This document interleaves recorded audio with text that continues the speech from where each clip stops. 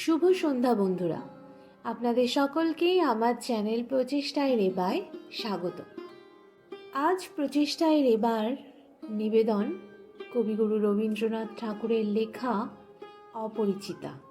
এই গল্পটিতে কবি খুব সুন্দরভাবে একটি নারীর ব্যক্তি স্বাধীনতা, একটি নারীর আত্মমর্যাদাকে তুলে ধরেছেন। এই গল্পে শুধুমাত্র একজন নারীকেই তিনি সুন্দরভাবে আমাদের সামনে উপস্থাপন করেছেন তা নয়, একজন দায়িত্ববান পুরুষের কেমন হওয়া উচিত এবং সমাজের প্রতি বা একজন নারীর প্রতি তার দায়িত্ব কেমন হওয়া উচিত সেটিও কিন্তু গল্পের নায়কের মাধ্যমে আমাদের সামনে কবি উপস্থাপন করেছেন। কবি গল্পটি লিখেছিলেন 1916 খ্রিস্টাব্দে। আজ থেকে প্রায় 108 বছর আগে যেই সমাজ উনি চেয়েছিলেন ওনার গল্পের মাধ্যমে, আমরা হয়তো এখনো সম্পূর্ণভাবে সেই রকম সমাজ গড়ে উঠতে পারিনি।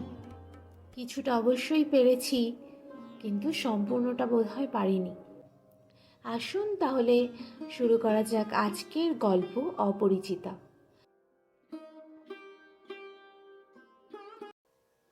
আজ আমার বয়স 27 মাত্র। এই জীবনটা না দৈর্ঘ্যের হিসেবে বড় না গুণের হিসেবে, তবু ইহার একটু বিশেষ মূল্য আছে। ইহা সেই ফুলের মতো যাহার বুকের ওপরে ভ্রমর আসিয়া বসিয়াছিল এবং সেই পদক্ষেপেই তাহার জীবনের মাঝখানে ফলের মতো গুটি ধরিয়া উঠিয়াছে। সেই ইতিহাসটুকু আকারে ছোট, তাহাকে ছোট করিয়াই লিখিব। ছোটকে যাহারা সামান্য বলিয়া ভুল করেন না, তাহারা ইহার রস বুঝিবেন। কলেজে যতগুলা পরীক্ষা পাশ করিবার সব আমি চুকাইয়াছি। ছেলেবেলায় আমার সুন্দর চেহারা লইয়া পণ্ডিত মশাই আমাকে শিমুল ফুল ও মাকাল ফলের সহিত তুলনা করিয়া বিদ্রূপ করিবার সুযোগ পাইয়াছিলেন। ইহাতে তখন বড় লজ্জা পাইতাম, কিন্তু বয়স হইয়া এ কথা ভাবিয়াছি, যদি জন্মান্তর থাকে তবে আমার মুখে সুরূপ এবং পণ্ডিত মশাইদের মুখে বিদ্রূপ আবার যেন এমনই করিয়াই প্রকাশ পায়। আমার পিতা এককালে গরিব ছিলেন। ওকালতি করিয়া তিনি প্রচুর টাকা রোজগার করিয়াছেন। ভোগ করিবার সময় নিমেষ মাত্রও পান নাই। মৃত্যুতে তিনি যে হাঁফ ছাড়িলেন সেই তার প্রথম অবকাশ। আমার তখন বয়স অল্প, মার হাতেই আমি মানুষ। মা গরিবের ঘরের মেয়ে, তাই আমরা যে ধনী এ কথা তিনিও ভোলেন না, আমাকেও ভুলিতে দেন না। শিশুকালে আমি কোলে কোলেই মানুষ বোধ করি, সেই জন্য শেষ পর্যন্ত আমার পুরাপুরি বয়সই হইল না। আজও আমাকে দেখিলে মনে হইবে আমি অন্নপূর্ণার কোলে গজাননের ছোট ভাইটি। আমার আসল অভিভাবক আমার মামা। তিনি আমার চেয়ে বড়জোর বছর 6 বড়, কিন্তু ফলগুড় বালির মতো তিনি আমাদের সমস্ত সংসারটাকে নিজের অন্তরের মধ্যে শুষিয়া লইয়াছেন। তাহাকে না খুঁড়িয়া এখানকার এক গণ্ডূষও রস পাইবার জো নাই। এই কারণে কোনো কিছুর জন্যই আমাকে কোনো ভাবনা ভাবিতেই হয় না। কন্যার পিতামাত্রেই স্বীকার করিবেন আমি সৎপাত্র। তামাকটুকু পর্যন্ত খাই না। ভালো মানুষ হওয়ার কোনো ঝঞ্ঝাট নাই, তাই আমি নিতান্ত ভালো মানুষ। মাতার আদেশ মানিয়া চলিবার ক্ষমতা আমার আছে, বস্তুত না মানিবার ক্ষমতা আমার নাই। অন্তঃপুরের শাসনে চলিবার মতো করিয়াই আমি প্রস্তুত হইয়াছি। যদি কোনো কন্যা স্বয়ম্বরা হন তবে এই সুলক্ষণটি স্মরণ রাখিবেন। অনেক বড় ঘর হইতে আমার সম্বন্ধ আসিয়াছিল, কিন্তু মামা, যিনি পৃথিবীতে আমার ভাগ্য দেবতার প্রধান এজেন্ট, বিবাহ সম্বন্ধে তার একটা বিশেষ মত ছিল। ধনীর কন্যা তার পছন্দ নয়। আমাদের ঘরে যে মেয়ে আসিবে সে মাথা হেট করিয়া আসিবে, এই তিনি চান। অথচ টাকার প্রতি আসক্তি তার অস্থিমজ্জায় জড়িত। তিনি এমন বেহাই চান যাহার টাকা নাই, অথচ যে টাকা দিতে কসুর করিবে না। যাহাকে শোষণ করা চলিবে, অথচ বাড়িতে আসিলে গুড়গুড়ির পরিবর্তে বাধা হুকায় তামাক দিলে যাহার নালিশ খাটিবে না। আমার বন্ধু হরিশ কানপুরে কাজ করে। সে ছুটিতে কলিকাতায় আসিয়া আমার মন উতলা করিয়া দিল। সে বলিল, ওহে, মেয়ে যদি বলো, একটি খাসা মেয়ে আছে। কিছুদিন পূর্বেই এম.এ পাশ করিয়াছি। সামনে যতদূর পর্যন্ত দৃষ্টি চলে ছুটি ধু ধু করিতেছে। পরীক্ষা নাই, উমেদারি নাই, চাকরি নাই, নিজের বিষয় দেখিবার চিন্তাও নাই, শিক্ষাও নাই, ইচ্ছাও নাই। থাকিবার মধ্যে ভেতরে আছেন মা এবং বাহিরে আছেন মামা। এই অবকাশের মরুভূমির মধ্যে আমার হৃদয় তখন বিশ্বব্যাপী নারী রূপের মরীচিকা দেখিতেছিল। আকাশে তাহার দৃষ্টি, বাতাসে তাহার নিঃশ্বাস, তরু মর্মরে তাহার গোপন কথা। এমন সময় হরিশ আসিয়া বলিল, মেয়ে যদি বলো তবে। আমার শরীর মন বসন্ত বাতাসে বকুল বনের নবপল্লব রাশির মতো কাঁপিতে কাঁপিতে আলো ছায়া ধুনিতে লাগিল। হরিশ মানুষটা ছিল রসিক। রস দিয়া বর্ণনা করিবার শক্তি তাহার ছিল, আর আমার মন ছিল তৃষ্ণার্ত। আমি হরিশকে বলিলাম, একবার আমার মামার কাছে কথাটা পাড়িয়া দেখো। হরিশ আসর জমাইতে অদ্বিতীয়, তাই সর্বত্রই তাহার খাতির। মামাও তাহাকে পাইলে ছাড়িতে চান না। কথাটা তার বৈঠকে উঠিল। মেয়ের চেয়ে মেয়ের বাপের খবরটাই তাহার কাছে গুরুতর। বাপের অবস্থা তিনি যেমনটি চান তেমনই। এককালে ইহাদের বংশে লক্ষ্মীর মঙ্গল ঘট ভরা ছিল, এখন তাহা শূন্য বলিলেই হয়। অথচ তলায় সামান্য কিছু বাকি আছে। দেশে বংশমর্যাদা রাখিয়া চলা সহজ নয় বলিয়া ইনি পশ্চিমে গিয়া বাস করিতেছেন। একটি মেয়ে ছাড়া তার আর নাই। সুতরাং তাহারই পশ্চাতে লক্ষ্মীর ঘরটি একেবারে উপর করিয়া দিতে দ্বিধা হইবে না। এসব ভালো কথা, কিন্তু মেয়ের বয়স যে 15, তাই শুনিয়া মামার মন ভার হইল। বংশে তো কোনো দোষ নাই। না, দোষ নাই। বাপ কোথাও তার মেয়ের যোগ্য বর খুঁজিয়া পান না। একে তো বরের হাট মহার্ঘ, তাহার পরে ধনুক ভাঙা পণ, কাজেই বাপ কেবলই সবুর করিতেছেন, কিন্তু মেয়ের বয়স সবুর করিতেছে না। যাই হোক, হরিশের সরস রসনার গুণ আছে। মামার মন নরম হইল। বিবাহের ভূমিকা অংশটা নির্বিঘ্নে সমাধা হইয়া গেল। কলিকাতার বাহিরে বাকি যে পৃথিবীটা আছে সমস্তটাকেই মামা আশুমান দ্বীপের অন্তর্গত বলিয়া জানেন। জীবনে একবার বিশেষ কাজে তিনি কোন্নগর পর্যন্ত গিয়াছিলেন।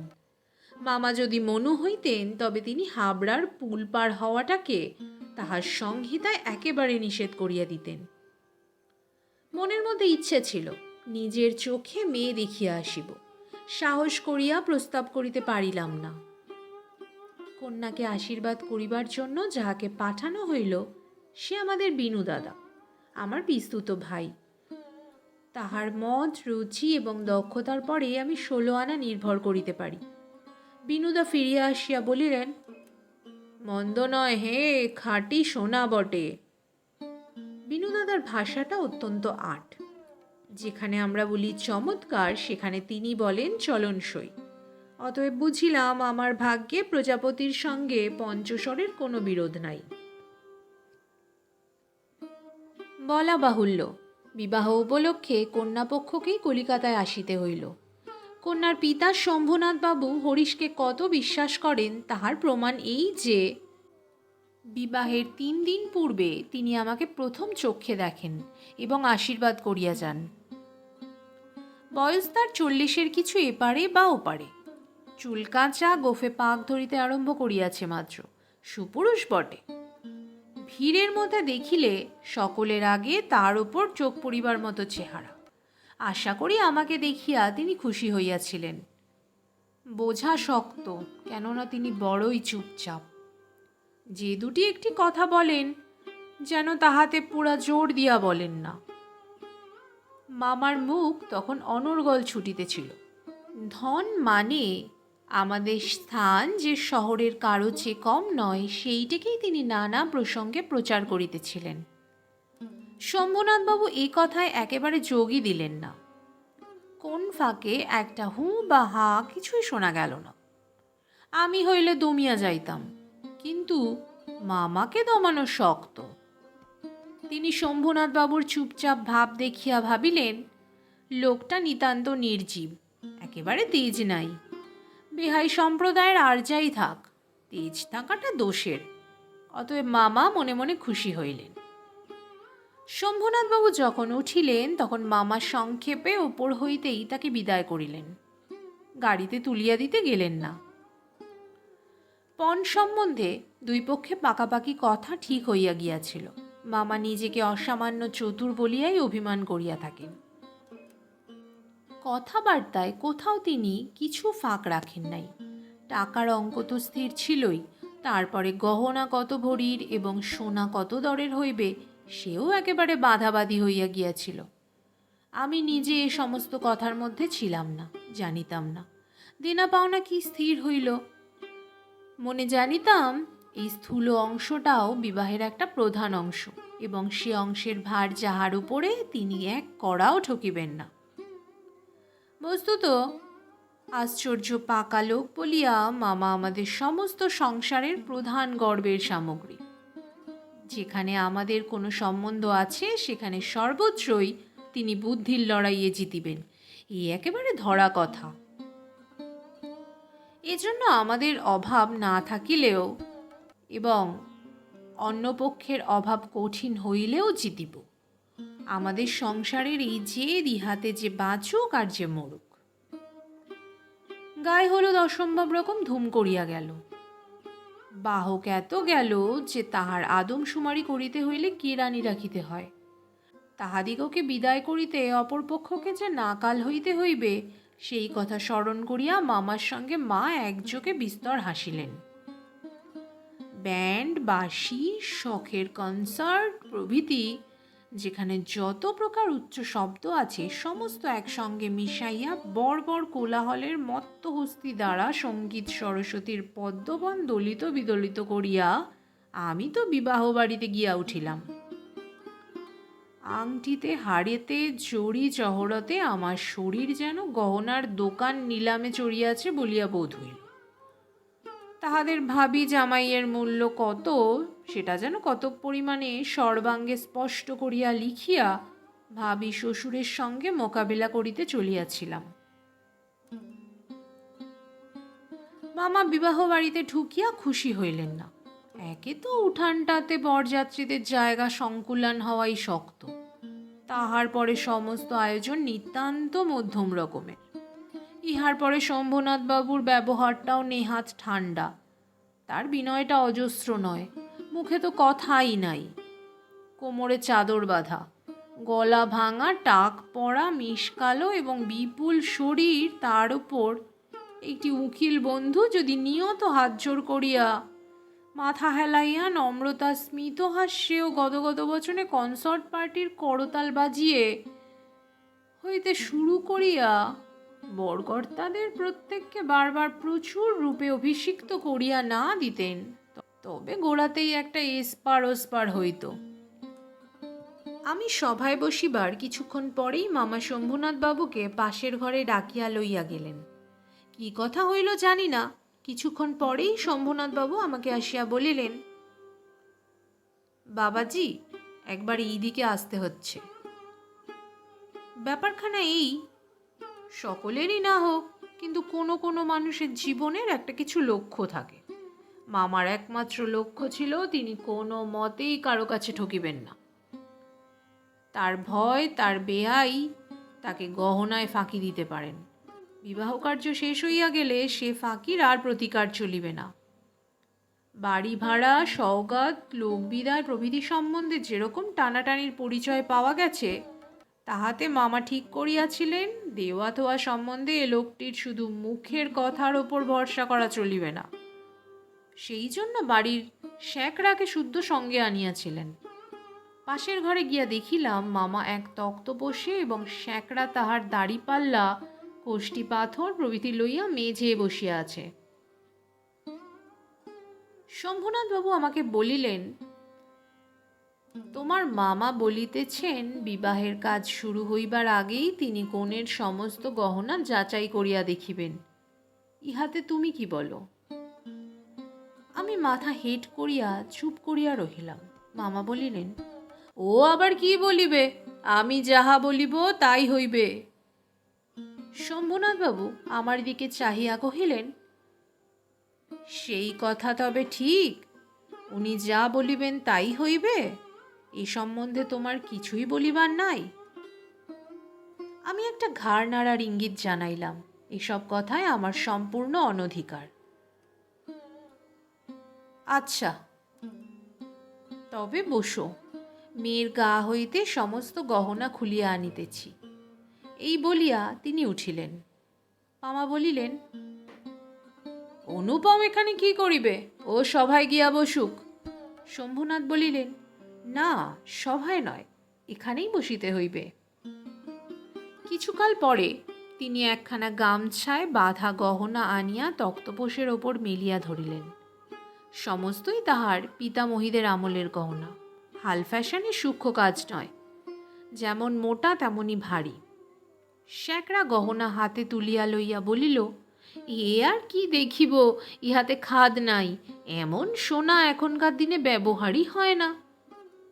এই বলিয়া সে মকরমুখা মোটা একখানা বালায় একটু চাপ দিয়া দেখাইল, তাহা বাকিয়া যায়। মামা তখনই তার নোট বইয়ে গহনাগুলির ফর্দ টুকিয়া লইলেন, পাছে যাহা দেখানো হইল তাহার কোনোটা কম পড়ে। হিসাব করিয়া দেখিলেন, গহনা যে পরিমাণ দিবার কথা এগুলির সংখ্যায়, দরে এবং ভারে তার অনেক বেশি। গহনাগুলির মধ্যে একজোড়া ইয়াররিং ছিল। শম্ভুনাথ সেইটে শ্যাকরার হাতে দিয়া বলিলেন, এইটা একবার পরখ করিয়া দেখো তো। শ্যাকরা কহিল, ইহা বিলেতি মাল, ইহাতে সোনার ভাগ সামান্যই আছে। শম্ভুনাথ ইয়ারিং জোড়া মামার হাতে দিয়া বলিলেন, এটা আপনারাই রাখিয়া দিন। মামা সেটা হাতে লইয়া দেখিলেন, এই ইয়ারিং দিয়াই কন্যাকে তাহারা আশীর্বাদ করিয়াছিল। মামার মুখ লাল হইয়া উঠিল। দরিদ্র তাহাকে ঠকাইতে চাহিবে, কিন্তু তিনি ঠকিবেন না। এই আনন্দ সম্ভোগ হইতে বঞ্চিত হইলেন এবং তাহার উপরেও কিছু উপরি পাওনা জুটিল। অত্যন্ত মুখ ভার করিয়া বলিলেন, অনুপম, যাও, তুমি সভায় গিয়ে বসোগে। শম্ভুনাথবাবু বলিলেন, না, এখন সভায় বসিতে হইবে না, চলুন আগে আপনাদের খাওয়াইয়া দিই। মামা বলিলেন, সে কি কথা, লগ্ন? শম্ভুনাথবাবু বলিলেন, সেজন্য কিছু ভাবিবেন না, এখন উঠুন। লোকটি নেহাত ভালো মানুষ ধরনের, কিন্তু ভেতরে বেশ একটু জোর আছে বলিয়া বোধ হইল। মামাকে উঠিতে হইল। বরযাত্রীদের আহার হইয়া গেল। আয়োজনের আড়ম্বর ছিল না, কিন্তু রান্না ভালো এবং সমস্ত বেশ পরিষ্কার পরিচ্ছন্ন বলিয়া সকলেরই তৃপ্তি হইল। বরযাত্রীদের খাওয়া শেষ হইলে শম্ভুনাথবাবু আমাকে খাইতে বলিলেন। মামা বলিলেন, সে কি কথা, বিবাহের পূর্বে বর খাইবে কেমন করিয়া? এই সম্বন্ধে মামার কোনো মত প্রকাশকে তিনি সম্পূর্ণ উপেক্ষা করিয়া আমার দিকে চাহিয়া বলিলেন, তুমি কি বলো, বসিয়া যাইতে দোষ কিছু আছে? মূর্তিমতী মাতৃ আজ্ঞা স্বরূপে মামা উপস্থিত, তার বিরুদ্ধে চলা আমার পক্ষে অসম্ভব। আমি আহারে বসিতে পারিলাম না। তখন শম্ভুনাথবাবু মামাকে বলিলেন, আপনাদিগকে অনেক কষ্ট দিয়াছি, আমরা ধনী নই, আপনাদের যোগ্য আয়োজন করিতে পারি নাই, ক্ষমা করিবেন। রাত হইয়া গেছে, আর আপনাদের কষ্ট বাড়াইতে ইচ্ছা করি না। এখন তবে? মামা বলিলেন, তা সভায় চলুন, আমরা তো প্রস্তুত আছি। শম্ভুনাথ বলিলেন, তবে আপনাদের গাড়ি বলিয়া দিই? মামা আশ্চর্য হইয়া বলিলেন, ঠাট্টা করিতেছেন নাকি? শম্ভুনাথ কহিলেন, ঠাট্টা তো আপনি করিয়া সারিয়াছেন, ঠাট্টার সম্পর্কটাকে স্থায়ী করিবার ইচ্ছা আমার নাই। মামা দুই চোখ এত বড় করিয়া মেলিয়া অবাক হইয়া রহিলেন। শম্ভুনাথ কহিলেন, আমার কন্যার গহনা আমি চুরি করিব? এ কথা যারা মনে করে তাদের হাতে আমি কন্যা দিতে পারি না। আমাকে একটি কথা বলাও তিনি আবশ্যক বোধ করিলেন না, কারণ প্রমাণ হইয়া গেছে আমি কেহই নই। তারপরে যা হইল সে আমি বলিতে ইচ্ছা করি না। ঝাড় লণ্ঠন ভাঙিয়া চুরিয়া জিনিসপত্র লণ্ডভণ্ড করিয়া বরযাত্রীর দল দক্ষযজ্ঞের পালা সারিয়া বাহির হইয়া গেল।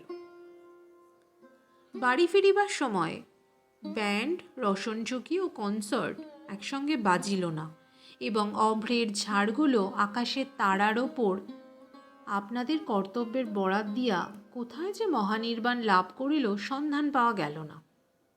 বাড়ির সকলে তো রাগিয়া আগুন। কন্যার পিতার এত গুমর, কলি যে 4 পোয়া হইয়া আসিল। সকলে বলিল, দেখি মেয়ের বিয়ে দেন কেমন করিয়া। কিন্তু মেয়ের বিয়ে হইবে না এ ভয় যার মনে নাই, তার শাস্তির উপায় কি? সমস্ত বাংলাদেশের মধ্যে আমি একমাত্র পুরুষ যাহাকে কন্যার বাপ বিবাহের আসর হইতে নিজে ফিরাইয়া দিয়াছে। এত বড় সৎপাত্রের কপালে এত বড় কলঙ্কের দাগ কোনো নষ্ট গ্রহ এত আলো জ্বালাইয়া বাজনা বাজাইয়া সমারোহ করিয়া আঁকিয়া দিল। বরযাত্ররা এই বলিয়া কপাল চাপড়াইতে লাগিল যে বিবাহ হইল না, অথচ আমাদের ফাঁকি দিয়া খাওয়াইয়া দিল। পাকযন্ত্রটাকে সমস্ত অন্ন শুদ্ধ সেখানে টান মারিয়া ফেলিয়া দিয়া আসিতে পারিলে তবে আফসোস মিটিত। বিবাহের চুক্তিভঙ্গ ও মানহানির দাবিতে নালিশ করিব বলিয়া মামা অত্যন্ত গোল করিয়া বেড়াইতে লাগিলেন। হিতৈষীরা বুঝাইয়া দিল, তাহা হইলে তামাশার যেটুকু বাকি আছে তাহা পুরা হইবে। বলা বাহুল্য, আমিও খুব রাগিয়াছিলাম। কোন গতিকে শম্ভুনাথ বিষম জব্দ হইয়া আমাদের পায়ে ধরিয়া আসিয়া পড়েন। গোফের রেখায় তা দিতে দিতে এইটে কেবল কামনা করিতে লাগিলাম। কিন্তু এই আক্রোশের কালো রঙের স্রোতের পাশাপাশি আর একটা স্রোত বহিতেছিল, যেটার রং একেবারেই কালো নয়। সমস্ত মন যে সেই অপরিচিতার পানে ছুটিয়া গিয়াছিল, এখনো যে তাহাকে কিছুতেই টানিয়া ফিরাইতে পারি না। দেয়ালটুকুর আড়ালে রহিয়া গেল গো। কপালে তার চন্দন আঁকা, গায়ে তার লাল শাড়ি, মুখে তার লজ্জার রক্তিমা। হৃদয়ের ভিতরে কি যেন, তা কেমন করিয়া বলিব।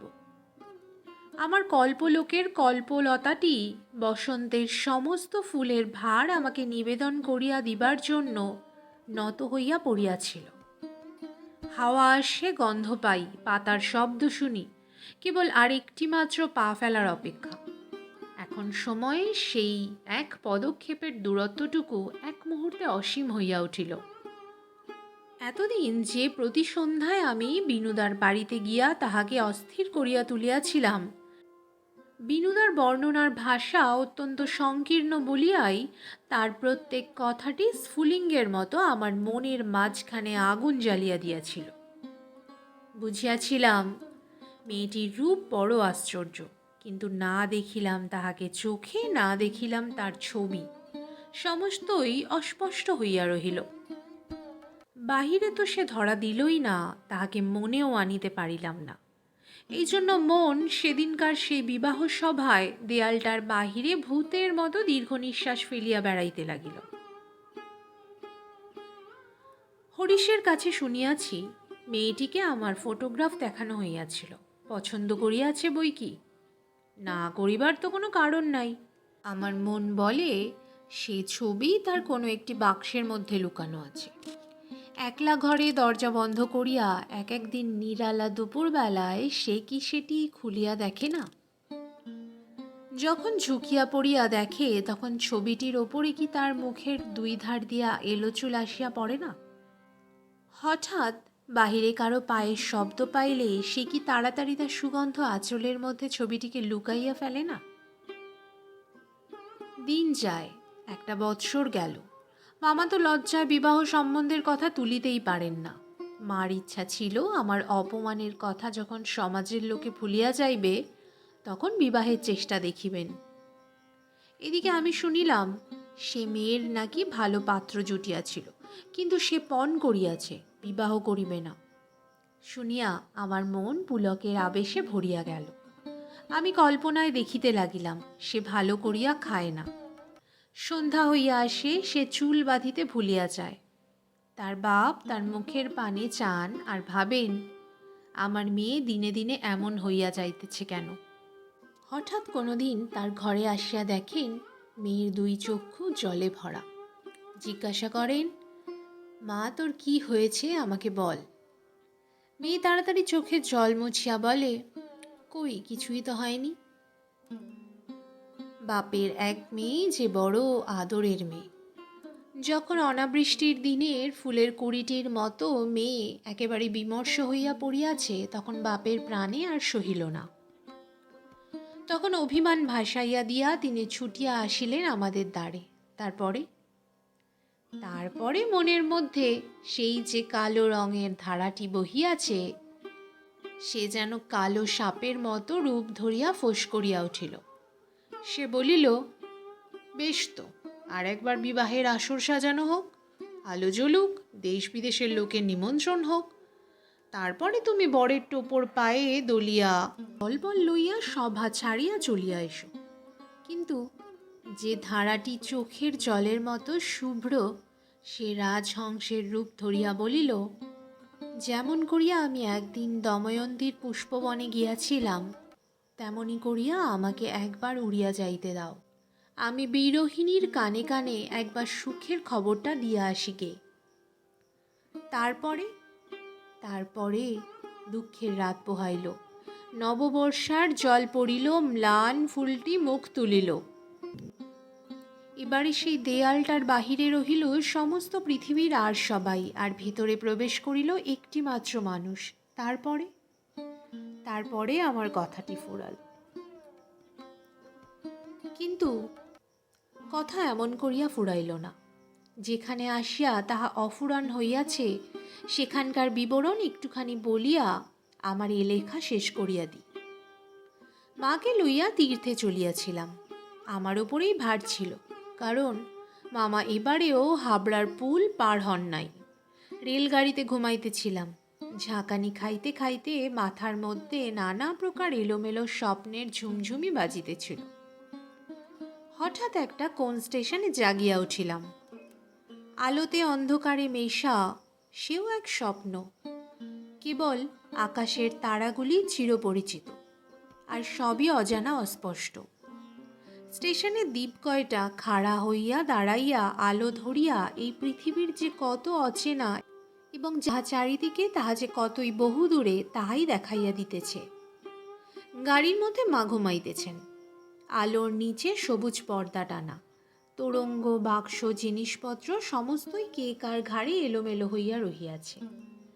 তাহারা যেন স্বপ্নলোকের ওলটপালট আসবা। সবুজ প্রদোষের মিটমিটে আলোতে থাকা এবং না থাকার মাঝখানে কেমন একরকম হইয়া পড়িয়া আছে।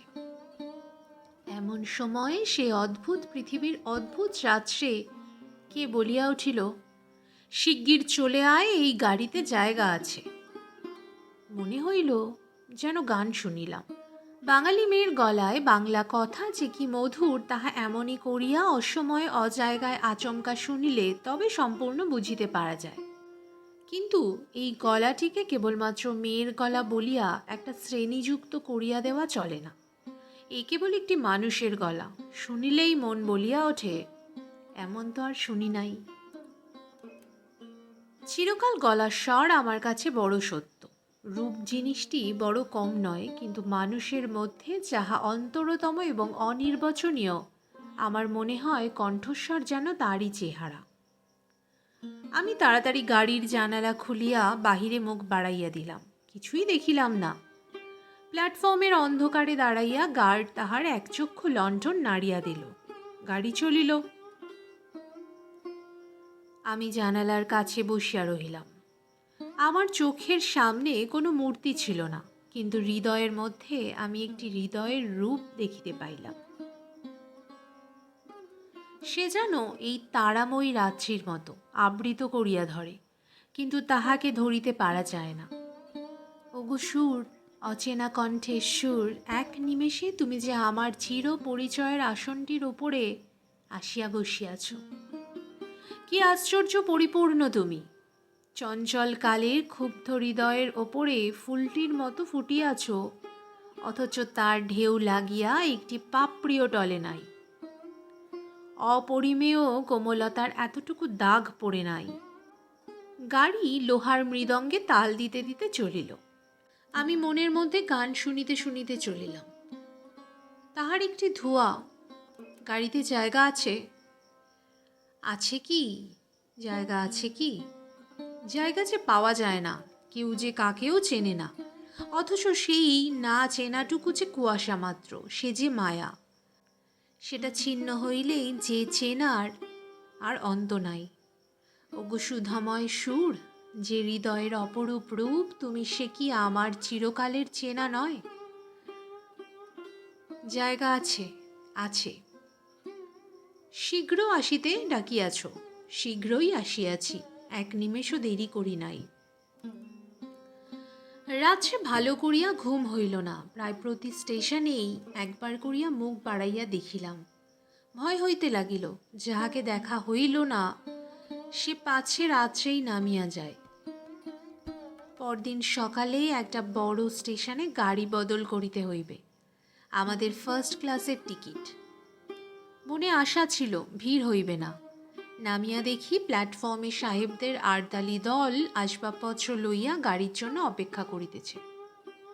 কোনো এক ফৌজের বড় জেনারেল সাহেব ভ্রমণে বাহির হইয়াছেন। 2-3 মিনিট পরেই গাড়ি আসিল। বুঝিলাম ফার্স্ট ক্লাসের আশা ত্যাগ করিতে হইবে। মাকে লইয়া কোন গাড়িতে উঠি সে এক বিষম ভাবনায় পড়িলাম। সব গাড়িতেই ভিড়। দাঁড়ে দাঁড়ে উকি মারিয়া বেড়াইতে লাগিলাম। এমন সময় সেকেন্ড ক্লাসের গাড়ি হইতে একটি মেয়ে আমার মাকে লক্ষ্য করিয়া বলিলেন, আপনারা আমাদের গাড়িতে আসুন না, এখানে জায়গা আছে। আমি তো চমকিয়া উঠিলাম। সেই আশ্চর্য মধুর কণ্ঠ এবং সেই গানেরই ধোঁয়া। জায়গা আছে। ক্ষণমাত্র বিলম্ব না করিয়া মাকে লইয়া গাড়িতে উঠিয়া পড়িলাম। জিনিসপত্র তুলিবার প্রায় সময় ছিল না। আমার মতো অক্ষম দুনিয়ায় নাই। সেই মেয়েটি কুলিদের হাত হইতে তাড়াতাড়ি চলতি গাড়িতে আমাদের বিছানাপত্র টানিয়া লইল। আমার একটা ফটোগ্রাফি তুলিবার ক্যামেরা স্টেশনেই পড়িয়া রহিল, গ্রাহ্যই করিলাম না। তারপরে কি লিখিব জানি না। আমার মনের মধ্যে একটি অখণ্ড আনন্দের ছবি আছে। তাহাকে কোথায় শুরু করিব, কোথায় শেষ করিব, বসিয়া বসিয়া বাক্যের পর বাক্য যোজনা করিতে ইচ্ছে করে না। এবার সেই সুরটিকে চোখে দেখিলাম, তখনও তাহাকে সুর বলিয়াই মনে হইল। মায়ের মুখের দিকে চাহিলাম, দেখিলাম তার চোখে পলক পড়িতেছে না। মেয়েটির বয়স 16 কি 17 হইবে, কিন্তু নবযৌবন ইহার দেহে মনে কোথাও যেন একটু ভার চাপাইয়া দেয় না। ইহার গতি সহজ, দীপ্তি নির্মল, সৌন্দর্যে সুচিতা অপূর্ব। ইহার কোনো জায়গায় কিছু জরিমা নাই। আমি দেখিতেছি, বিস্তারিত করিয়া কিছু বলা আমার পক্ষে অসম্ভব। এমনকি সে যে কি রঙের কাপড় কেমন করিয়া পরিয়াছিল তাহাও ঠিক করিয়া বলিতে পারিব না। এটা খুব সত্য যে তার বেশে ভূষায় এমন কিছুই ছিল না যেটা তাহাকে ছাড়াইয়া বিশেষ করিয়া চোখে পড়িতে পারে। সে নিজের চারিদিকের সকলের চেয়ে অধিক। রজনীগন্ধার শুভ্র মঞ্জুরির মতো সরল বৃন্দটির ওপরে দাঁড়াইয়া যে গাছে ফুটিয়াছে সে গাছকে সে একেবারে অতিক্রম করিয়া উঠিয়াছে। সঙ্গে 2-3টি ছোট ছোট মেয়ে ছিল। তাহাদিগকে লইয়া তাহার হাসি এবং কথার আর অন্ত ছিল না। আমি হাতে একখানা বই লইয়া সেদিকে কান পাতিয়া রাখিয়াছিলাম। যেটুকু কানে আসিতেছিল সে তো সমস্তই ছেলে মানুষদের সঙ্গে ছেলে মানুষই কথা। তাহার বিশেষত্ব এই যে তাহার মধ্যে বয়সের তফাৎ কিছুমাত্র ছিল না। ছোটদের সঙ্গে সে অনায়াসে এবং আনন্দে ছোট হইয়া গিয়াছিল। সঙ্গে কতকগুলি ছবিওয়ালা ছেলেদের গল্পের বই। তাহারই কোনো একটা বিশেষ গল্প শোনাইবার জন্য মেয়েরা তাহাকে ধরিয়া পড়িল। এই গল্প নিশ্চয়ই তারা 20-25 বার শুনিয়াছে। মেয়েদের কেন এত আগ্রহ তাহা বুঝিলাম। সেই সুধা কণ্ঠের সোনার কাঠিতে সকল কথা যে শোনা হইয়া যায়। মেয়েটির সমস্ত শরীর মন যে একেবারে প্রাণে ভরা। তার সমস্ত চলায় বলায় স্পর্শে প্রাণ ঠিকরিয়া ওঠে। তাই মেয়েরা যখন তার মুখে গল্প শোনে, তখন গল্প নয়, তাহাকেই শোনে। তাহাদের হৃদয়ের ওপর প্রাণের ঝর্ণা ঝরিয়া পড়ে। তার সেই উদ্ভাসিত প্রাণ আমার সেদিনকার সমস্ত সূর্যকিরণকে সজীব করিয়া তুলিল। আমার মনে হইল, আমাকে যে প্রকৃতি তাহার আকাশ দিয়া বেষ্টন করিয়াছে, সে ওই তরুণীরই অক্লান্ত অম্লান প্রাণের বিশ্বব্যাপী বিস্তার। পরের স্টেশনে পৌঁছিতেই খাবারওয়ালাকে ডাকিয়া সে খুব খানিকটা চানামোট কিনিয়া লইল এবং মেয়েদের সঙ্গে মিলিয়া নিতান্ত ছেলে মানুষের মতো করিয়া কলহাস্য করিতে করিতে অসংকোচে খাইতে লাগিল। আমার প্রকৃতি যে জাল দিয়া বেড়া। আমি বেশ সহজে হাসি মুখে মেয়েটির কাছে এই চানা এক মুঠা চাহিয়া লইতে পারিলাম না। হাত বাড়াইয়া দিয়া কেন আমার লোভ স্বীকার করিলাম না। মা ভালো লাগা এবং মন্দ লাগার মধ্যে দোমনা হইয়াছিলেন। গাড়িতে আমি পুরুষ মানুষ, তবু ইহার কিছুমাত্র সংকোচ নাই। বিশেষত এমন লোভীর মতো খাইতেছে, সেটা ঠিক তার পছন্দ হইতেছিল না। অথচ ইহাদের বেহায়া বলিয়াও তাহার ভ্রম হয় নাই। তার মনে হইল, এ মেয়ের বয়স হইয়াছে, কিন্তু শিক্ষা হয় নাই। মা হঠাৎ কারো সঙ্গে আলাপ করিতে পারেন না। মানুষের সঙ্গে দূরে দূরে থাকাই তার অভ্যাস।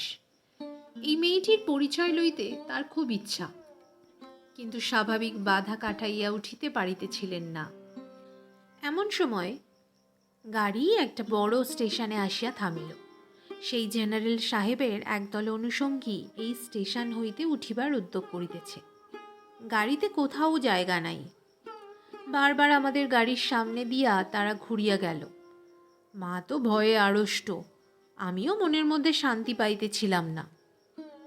গাড়ি ছাড়িবার অল্পকাল পূর্বে একজন দেশি রেলওয়ে কর্মচারী নাম লেখা 2খানা টিকিট গাড়ির 2 বেঞ্চের শিয়রের কাছে লটকাইয়া দিয়া আমাকে বলিল, এ গাড়ির এই 2 বেঞ্চ আগে হইতেই 2 সাহেব রিজার্ভ করিয়াছেন, আপনাদিগকে অন্য গাড়িতে যাইতে হইবে। আমি তো তাড়াতাড়ি ব্যস্ত হইয়া বলিয়া উঠিলাম। মেয়েটি হিন্দিতে বলিল, না, আমরা গাড়ি ছাড়িব না।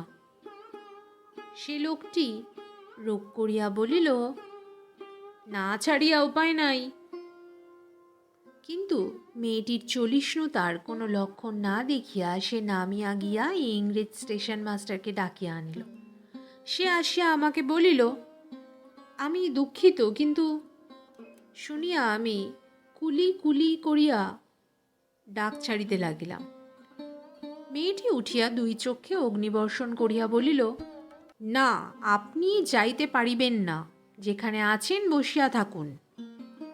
বলিয়া সে দ্বারের কাছে দাঁড়াইয়া স্টেশন মাস্টারকে ইংরেজি ভাষায় বলিল, এ গাড়ি আগে হইতে রিজার্ভ করা, এ কথা মিথ্যা কথা। বলিয়া নাম লেখা টিকিট খুলিয়া প্ল্যাটফর্মে ছুঁড়িয়া ফেলিয়া দিল। ইতিমধ্যে আর্দালি সমেত ইউনিফর্ম পরা সাহেব দ্বারের কাছে আসিয়া দাঁড়াইয়াছে। গাড়িতে সে তার আসবাবপত্র উঠাইবার জন্য আর্দালিকে প্রথমে ইশারা করিয়াছিল। তাহার পরে মেয়েটির মুখে তাকাইয়া তার কথা শুনিয়া ভাব দেখিয়া স্টেশন মাস্টারকে একটু স্পর্শ করিল এবং তাহাকে আড়ালে লইয়া গিয়া কি কথা হইল জানি না। দেখা গেল গাড়ি ছাড়িবার সময় অতীত হইলেও আর একটা গাড়ি জুড়িয়া তবে ট্রেন ছাড়িল। মেয়েটি তার দলবল লইয়া আবার এক পত্তন চানামুট খাইতে শুরু করিল, আর আমি লজ্জায় জানালার বাহিরে মুখ বাড়াইয়া প্রকৃতির শোভা দেখিতে লাগিলাম। কানপুরে গাড়ি আসিয়া থামিল। মেয়েটি জিনিসপত্র বাঁধিয়া প্রস্তুত। স্টেশনে একটি হিন্দুস্তানি চাকর ছুটিয়া আসিয়া ইহাদিগকে নামাইবার উদ্যোগ করিতে লাগিল। মা তখন আর থাকিতে পারিলেন না, জিজ্ঞাসা করিলেন, তোমার নাম কি মা? মেয়েটি বলিল, আমার নাম কল্যাণী। শুনিয়া মা এবং আমি দুইজনেই চমকিয়া উঠিলাম। তোমার বাবা? তিনি এখানকার ডাক্তার, তার নাম শম্ভুনাথ সেন। তারপরেই সবাই নামিয়া গেল।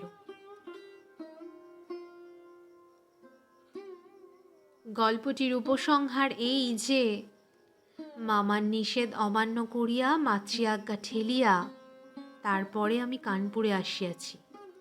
কল্যাণীর বাপ এবং কল্যাণীর সঙ্গে দেখা হইয়াছে, হাত জোর করিয়াছি, মাথা হেঁট করিয়াছি। শম্ভুনাথ বাবুর হৃদয় গলিয়াছে। কল্যাণী বলে, আমি বিবাহ করিব না। আমি জিজ্ঞাসা করিলাম, কেন? সে বলিল, মাতৃআজ্ঞা। কি সর্বনাশ, এ পক্ষেও মাতুল আছে নাকি? তারপরে বুঝিলাম মাতৃভূমি আছে। সেই বিবাহ ভাঙার পর হইতে কল্যাণী মেয়েদের শিক্ষার ব্রত গ্রহণ করিয়াছে। কিন্তু আমি আশা ছাড়িতে পারিলাম না। সেই সুরটি যে আমার হৃদয়ের মধ্যে আজও বাড়িতেছে। সে যেন কোনো ওপারের বাঁশি আমার সংসারের বাহির হইতে আসিল, সমস্ত সংসারের বাহিরে ডাক দিল। আর সেই যে রাত্রির অন্ধকারের মধ্যে আমার কানে আসিয়াছিল, জায়গা আছে, সে যে আমার চিরজীবনের গানের ধোঁয়া হইয়া রহিল। তখন আমার বয়স ছিল 23, এখন হইয়াছে 27। এখনো আশা ছাড়ি নাই, কিন্তু মাতুলকে ছাড়িয়াছি। নিতান্ত এক ছেলে বলিয়া মা আমাকে ছাড়িতে পারেন নাই। তোমরা মনে করিতেছ আমি বিবাহের আশা করি? না, কোনো কালেই না। আমার মনে আছে কেবল সেই এক রাত্রির অজানা কণ্ঠের মধুর সুরের আশা। জায়গা আছে, নিশ্চয়ই আছে, নইলে দাঁড়াইব কোথায়? তাই বৎসরের পর বৎসর যায়, আমি এইখানেই আছি। দেখা হয়, সেই কণ্ঠ শুনি, যখন সুবিধে পাই কিছু তার কাজ করিয়া দিই। আর মন বলে, এই তো জায়গা পাইয়াছি। ও গো অপরিচিতা, তোমার পরিচয়ের শেষ হইল না, শেষ হইবে না, কিন্তু ভাগ্য আমার ভালো, এই তো আমি জায়গা পাইয়াছি।